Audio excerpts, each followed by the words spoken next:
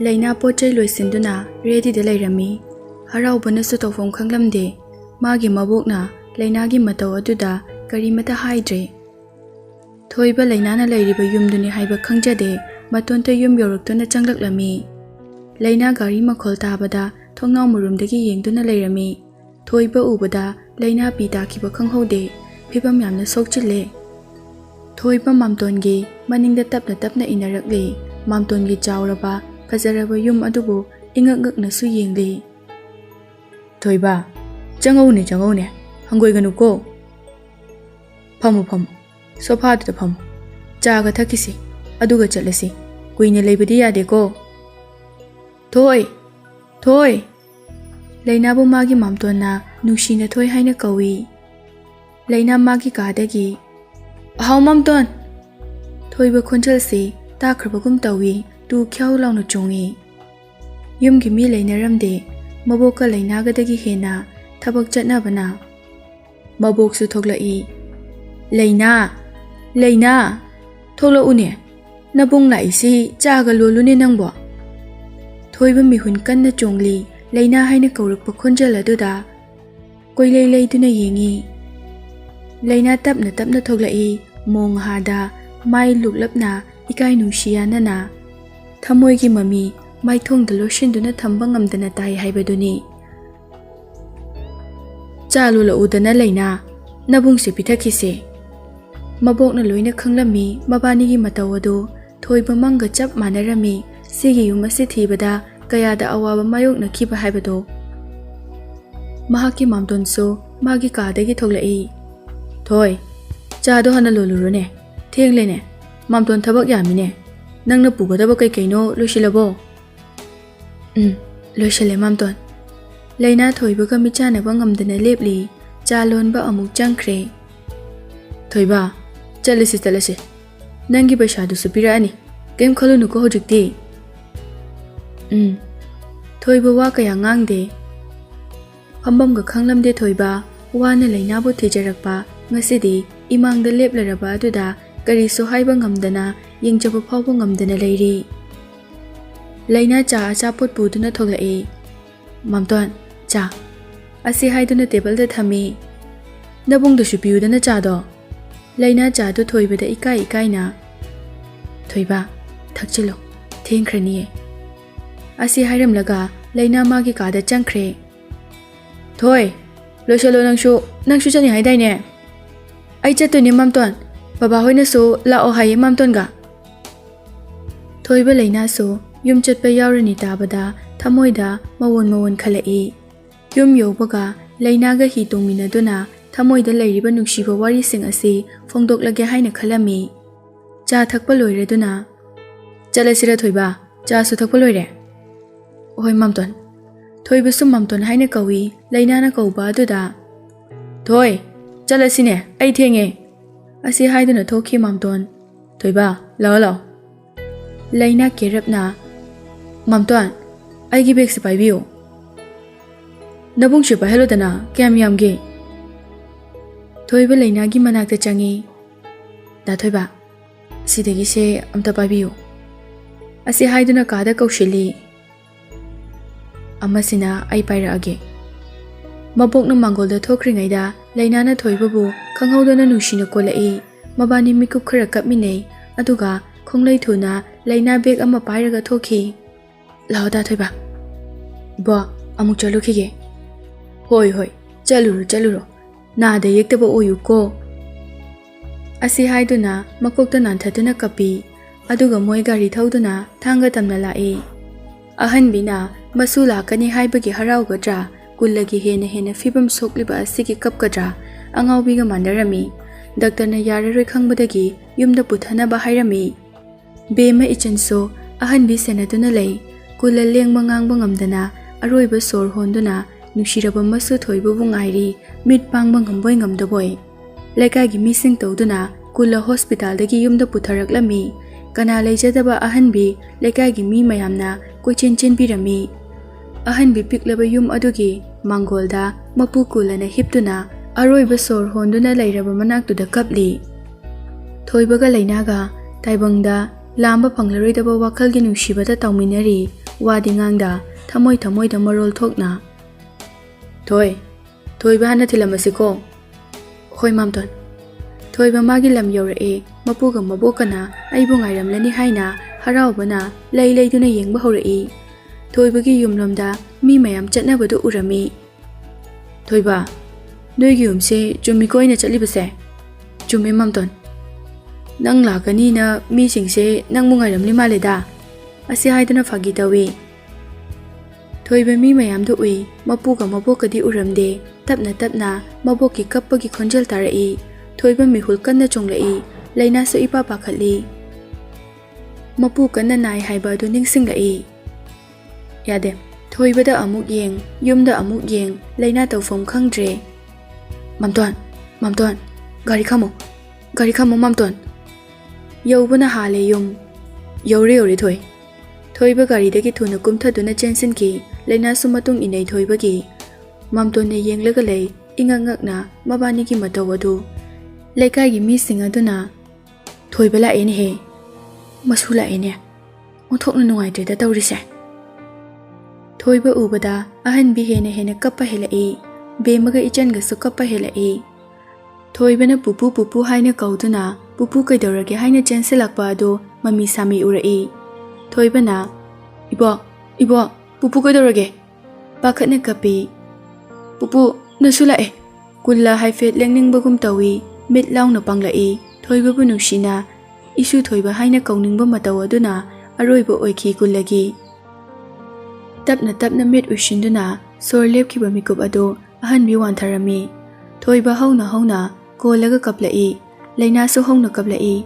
ꯕꯦꯝꯃꯒ ꯏꯆꯟꯒ ꯑꯍꯟꯕꯤꯒꯁꯨ ꯂꯩꯅꯥ ꯁꯦꯟꯅ ꯀꯞꯂꯤ. ꯂꯩꯀꯥꯏꯒꯤ ꯃꯤ ꯈꯨꯗꯤꯡꯃꯛ ꯊꯃꯣꯏ ꯀꯥꯏꯔꯝꯃꯤ. ꯃꯥꯝꯇꯣꯟꯁꯨ ꯇꯧꯐꯝ ꯈꯪꯗꯅ ꯂꯦꯞꯂꯤ. ꯄꯨꯄꯨ, ꯀꯩꯗꯧꯔꯒꯦ? ꯃꯤꯠ ꯄꯥꯡꯉꯣ. ꯏꯕꯣ, ꯄꯨꯄꯨ, ꯏꯁꯨ ꯊꯣꯏꯕ ꯐꯥꯎꯕ ꯀꯧꯔꯔꯣꯏꯗ꯭ꯔꯣ ꯄꯨꯄꯨ? ꯍꯧꯒꯠꯂꯣ ꯄꯨꯄꯨ. ꯂꯩꯀꯥꯏꯒꯤ ꯑꯍꯜꯁꯤꯡ ꯀꯨꯜꯂ ꯂꯩꯇ꯭ꯔꯦ ꯍꯥꯏꯕ ꯈꯪꯕꯗꯒꯤ ꯃꯊꯧ ꯃꯉꯝ ꯄꯥꯡꯊꯣꯛꯅꯕ ꯇꯧꯅꯔꯝꯃꯤ. ꯄꯨꯄꯨ, ꯃꯤꯀꯨꯞ ꯑꯃꯇꯪꯗꯤ ꯍꯧꯒꯠꯇꯨꯅ ꯏꯁꯨ ꯊꯣꯏꯕ ꯍꯥꯏꯅ ꯅꯨꯡꯁꯤꯅ ꯀꯣꯟꯗꯨꯅ ꯀꯧꯕꯤꯔꯝꯃꯨ ꯄꯨꯄꯨ. ꯊꯣꯏꯕꯅ ꯏꯁꯣꯔꯕꯨ ꯋꯥꯔꯧꯅꯁꯨ ꯁꯥꯎꯔꯝꯃꯤ. ꯂꯩꯅꯥ ꯊꯣꯏꯕꯒꯤ ꯃꯇꯧꯗꯨ ꯌꯦꯡꯕ ꯉꯝꯈꯤꯗ꯭ꯔꯦ. ꯂꯩꯀꯥꯏ ꯑꯍꯜꯁꯤꯡꯅ ꯊꯦꯝꯖꯤꯟꯕꯤꯗꯨꯅ ꯀꯨꯜꯂꯒꯤ ꯃꯊꯧ ꯃꯉꯝ ꯄꯥꯡꯊꯣꯛꯂꯝꯃꯤ. ꯊꯦꯡꯂꯐꯥꯎ ꯕꯦꯝꯃ ꯏꯆꯟ ꯂꯩꯅꯥ ꯑꯍꯟꯕꯤ ꯊꯣꯏꯕꯒꯤ ꯃꯅꯥꯛꯇ ꯂꯩꯔꯝꯃꯤ. ꯂꯩꯀꯥꯏꯒꯤ ꯃꯤꯁꯤꯡ ꯃꯥꯒꯤ ꯌꯨꯝꯗ ꯍꯟꯅꯈ꯭ꯔꯦ. ꯕꯦꯝꯃ ꯏꯆꯟꯁꯨ ꯅꯨꯡꯉꯥꯏꯇ ꯍꯟꯈꯤꯔꯝꯃꯤ. ꯂꯩꯅꯥ ꯍꯜꯂꯣ ꯍꯥꯏꯕ ꯌꯥꯗ꯭ꯔꯦ. ꯌꯨꯝꯒꯤ ꯃꯤ ꯂꯥꯛꯑꯐꯥꯎꯕ ꯀꯞꯇꯨꯅ ꯂꯩꯈ꯭ꯔꯦ. ꯑꯗꯨꯕꯨ ꯑꯍꯟꯕꯤꯅ ꯊꯦꯝꯗꯨꯅ ꯄꯨꯈ꯭ꯔꯦ. ꯂꯩꯅꯥ ꯀꯞꯅ ꯊꯣꯏꯕꯕꯨ ꯌꯦꯡꯗꯨꯅ ꯍꯟꯈꯤ. ꯑꯍꯟꯕꯤꯒ ꯊꯣꯏꯕꯒ ꯄꯤꯛꯂꯕ ꯌꯨꯝ ꯑꯗꯨꯗ ꯀꯞꯐꯧꯔꯤ. ꯂꯩꯀꯥꯏꯒꯤ ꯃꯤꯁꯤꯡꯅ ꯀꯨꯜꯂꯒꯤ ꯃꯊꯧ ꯃꯉꯝ ꯁꯣꯔꯥꯠ ꯀꯩꯀꯥ ꯂꯣꯏꯅ ꯇꯧꯕꯤꯔꯝꯃꯤ. ꯊꯣꯏꯕ ꯃꯁꯥꯅ ꯃꯁꯥꯕꯨ ꯃꯔꯥꯜ ꯁꯤꯖꯔꯝꯃꯤ. ꯃꯥꯅ ꯏꯝꯐꯥꯜ ꯆꯠꯀꯦ ꯍꯥꯏꯗꯨꯅ ꯅꯤꯡꯉꯥꯏ ꯇꯧꯔꯝꯗ꯭ꯔꯕꯗꯤ ꯉꯁꯤ ꯑꯩꯒꯤ ꯄꯨꯄꯨ ꯑꯁꯤ ꯑꯩꯒꯤ ꯅꯥꯛꯇ ꯂꯩꯔꯝꯒꯅꯤꯀꯣ ꯍꯥꯏꯅ ꯑꯗꯨꯅ ꯊꯣꯏꯕ ꯋꯥ ꯉꯥꯡꯉꯨ ꯍꯥꯏꯕ ꯌꯥꯈꯤꯗ꯭ꯔꯦ. ꯆꯤꯟꯕꯥꯜꯗ ꯑꯊꯧꯕ ꯌꯦꯇꯨꯝ ꯑꯃꯅ ꯐꯣꯠꯆꯤꯟꯈꯤꯕꯒꯨꯝ ꯇꯧꯈ꯭ꯔꯦ. ꯑꯍꯟꯕꯤꯅ ꯀꯨꯜꯂꯕꯨ ꯀꯥꯎꯕ ꯉꯝꯗ꯭ꯔꯕꯁꯨ ꯊꯣꯏꯕꯒꯤ ꯃꯇꯧ ꯑꯗꯨꯅ ꯍꯦꯟꯅ ꯑꯋꯥꯕ ꯄꯥꯈꯠꯄ ꯐꯥꯎꯔꯝꯃꯤ. ꯂꯩꯅꯥ ꯕꯦꯝꯃ ꯏꯆꯟ ꯅꯨꯡꯇꯤꯒꯤ ꯂꯥꯛꯇꯨꯅ ꯋꯥꯔꯤ ꯁꯥꯟꯅꯕꯤꯗꯨꯅ ꯊꯦꯝꯅꯕ ꯍꯣꯠꯅꯩ. ꯊꯣꯏꯕ ꯑꯅꯝꯕ ꯃꯇꯝꯗ ꯍꯤꯗ ꯂꯩꯗꯨꯅ ꯍꯦꯟꯅ ꯃꯇꯝ ꯂꯦꯜꯂꯝꯃꯤ. ꯄꯨꯄꯨ ꯍꯥꯏꯕ ꯋꯥꯍꯩ ꯑꯁꯤ ꯀꯧꯕ ꯉꯝꯗ ꯀꯞꯂꯤ. ꯂꯩꯅꯥ ꯊꯣꯏꯕ ꯁꯦꯟꯅꯕ ꯅꯨꯡꯇꯤꯒꯤ ꯂꯥꯛꯏ. ꯂꯩꯅꯥꯅ ꯊꯣꯏꯕ ꯌꯥꯝꯅ ꯅꯨꯡꯁꯤ. ꯅꯣꯡꯃꯒꯤ ꯍꯦꯟꯅ ꯅꯨꯡꯁꯤꯔꯝꯃꯤ. ꯀꯤꯌꯔ ꯂꯧꯕꯤꯔꯝꯃꯤ. ꯊꯣꯏꯕꯁꯨ ꯂꯩꯅꯥ ꯀꯥꯎꯕ ꯉꯝꯗ ꯌꯥꯝꯅ ꯅꯨꯡꯁꯤꯗꯨꯅꯁꯨ ꯃꯄꯨꯒꯤ ꯃꯔꯥꯜ ꯑꯗꯨ ꯃꯥꯅꯅꯤ ꯍꯥꯏꯕ ꯑꯁꯤꯅ ꯍꯨꯟꯗꯨꯅ ꯊꯝꯈ꯭ꯔꯦ. ꯃꯇꯝꯗꯤ ꯁꯨꯝ ꯍꯧꯈꯤ. ꯊꯣꯏꯕꯒꯤ ꯋꯥꯈꯜ ꯍꯥꯟꯅꯒꯨꯝꯅ ꯑꯣꯏꯔꯝꯗꯦ. ꯂꯩꯅꯥ ꯇꯧꯐꯝ ꯈꯪꯗꯕ ꯍꯦꯜꯂꯛꯂꯝꯃꯤ.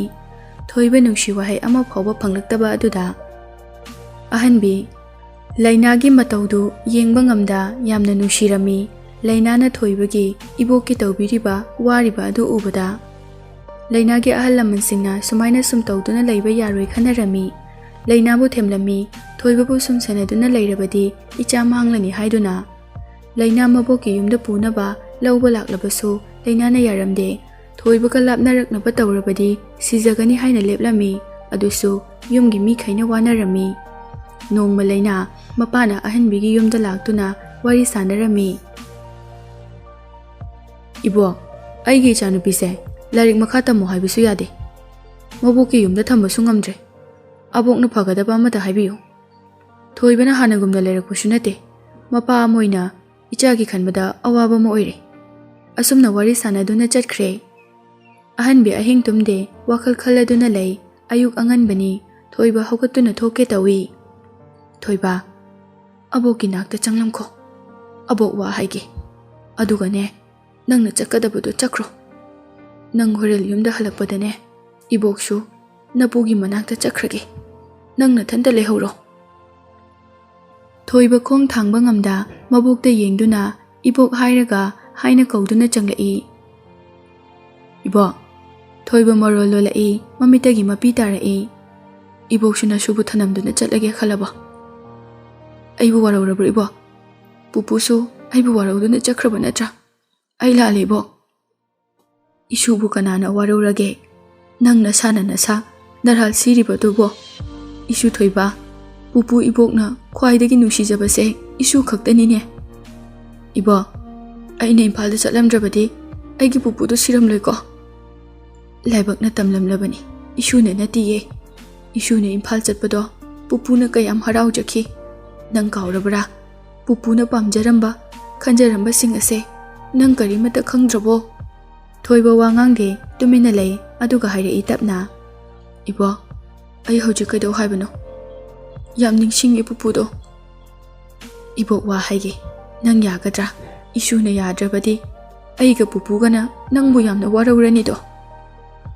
Hayo ibokna shuda. Pupuga ibokana pamjabadi isuna harauna leihobaduni. Isuna harauna leiba punsi aduda isu leinasu yawhanbiduna napu ibokna isu leinabu imung asigi mau oina leiba pamine he.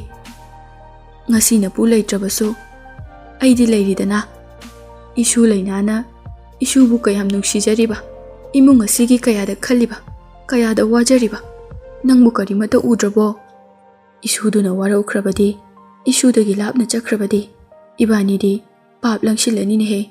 Pupudo lairamlenda tinba ngamdana leirani nangbu madubu pambro. Thoiba kaptuna maboke makhong konduna ibo ai pupu ibokna yadaba tawre.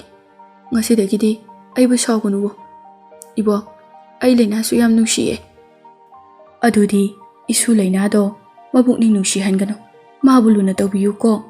Thoiba hogolo kaplano hojikti isu leinado laklaga pupuna nangbu pubirambo loktaki ingna phajaraba mafamsing adudane hi honduna pubiyuko. Ohoibo Thoiba leinabu ngairi khaurangna leina bema ichan laklami bema ichan Thoiba bu saurami nganglagi khana changlai. Thoiba ubada ichan bema tumina lei ngangwa ngamdana maramdi Thoibagi maithongda nahan khaiga manaramdaba mawong ama urami. Momonokna leiba adu nushina yenglakpa aduda leinasu Thoibaga michanana thajadaba matawdu nofet tawi. Leina hauda Thoiba nang ngasisu hihonba hairiba. Haye bemaga ichanga ingangakna mabanida yengduna lei. Adudi nang hiholo loktagi phajaba lambi aina take nungsiba wari mayam ama sulige. Ngasidi nang wara akanda ayamu khongeba. Aigi nakta lengdana famo. Ai nangbu punsisimagi pena nungsijage. Leina hek launa kablai. Da Thoiba ai lengdana leiniye punsisimagi. Bemaga ichanga haraubagi pankhai leiramde ahanbi imungdagi loina tare. Leinaga Thoibaga hi tongminadana chatminaki nungsina thamoi tinana bemaga ichanga leptuna yenghawi harauna. Thoiba leinagi panthungbu yengduna bemaga ichanga Thoiba leina handi halauko asi haiduna punna noi. Asumna wari asi matang asida loishinjare. Wari asi kamaina tauge haibado mayamna comment box ta thambiramu. Makhatana wari kaya amasu puduna lakjage. Wari asi bu tabiriba khwai pumnamakpu amukhana thagat phongdokjari.